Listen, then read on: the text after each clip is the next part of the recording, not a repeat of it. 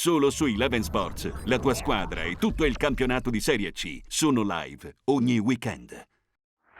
Sponsored by Trattoria Cantù dal 1897. Alle Fornasette di Olginate in Riva all'Adda. trattoriacantù.com. Impresa Valassi Fermo e Franco. L'arte di costruire e ristrutturare. www.valassifef.it. Studio dentistico Caponero Dottor Livio. Sulla bocca di tutti. caponerolivio.it. Treva Home, la tua casa vacanza sul lago di Como. 340 22 45 235. trevahome.it. Fratelli Calegari Pavimenti e Rivestimenti. L'esperienza che fa la differenza. fratellicalegari.it.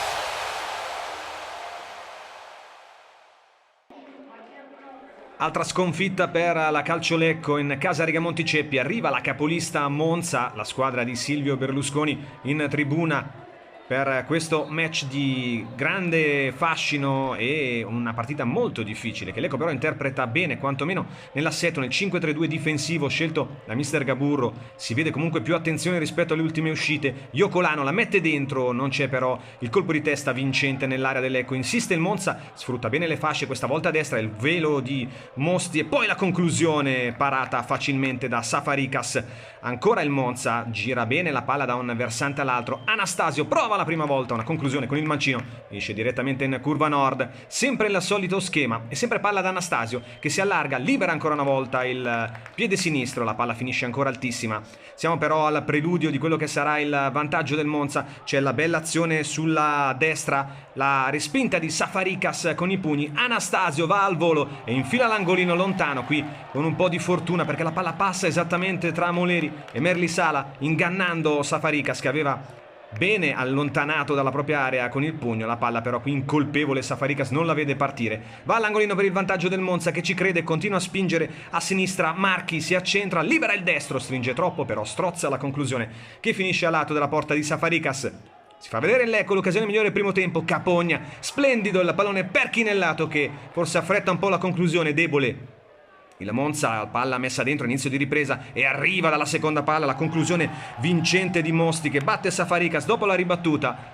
Raddoppia il Monza nel momento forse migliore del Lecco, a cavallo dei due tempi e a cavallo dell'intervallo. La conclusione ancora sulle seconde palle, si fa trovare scoperta la formazione di Gaburro, un'altra conclusione di Marchi dalla lunghissima distanza fuori di poco. Reagisce il Lecco, il pallone messo dentro da Giudici non lo arpiona, arriva la conclusione di Maffei, chi nel lato non aveva agganciato. C'è la respinta del portiere, ancora il Monza, la palla dentro, il colpo di tacco splendido di Gliozzi e poi Brighenti col destro non riesce a chiudere.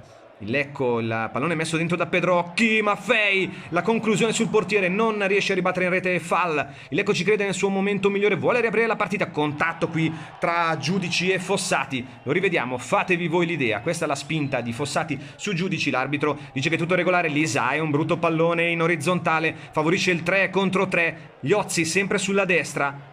Conclude, grandissimo intervento di Bastrini in spaccata, riesce a salvare il 3-0 in un primo momento, però triplica in questo istante il Monza e lo fa con Chiricò sul ribaltamento di gioco. La difesa perforata dopo l'assist di Derrico. Sul lato debole arriva il numero 7 e in diagonale trafigge Safarikas per il 3-0 del Monza.